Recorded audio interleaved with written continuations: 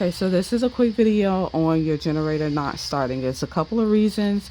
Either your oil is low, you want to remove that white cap and pour some oil in it. Mine takes 10-30, and then you want to make sure you have enough gasoline, okay? And you may have to clean out your system of your generator, but let's just say you're good with that. So it's having a difficulty starting with your pulls. You want to take this and do not turn it to full for gasoline. You want to turn it to about that much right there. Take your start and you're going to push it over to start.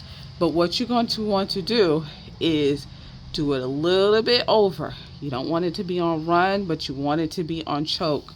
You want it to get a little bit of gasoline, and you're going to do one full pull, and that should start your generator. My generator has no problem with starting, but this should start your problem. And make sure that is not on full, because this way you will get enough gasoline going to your generator to start it, because you're not wanting it to be on full power.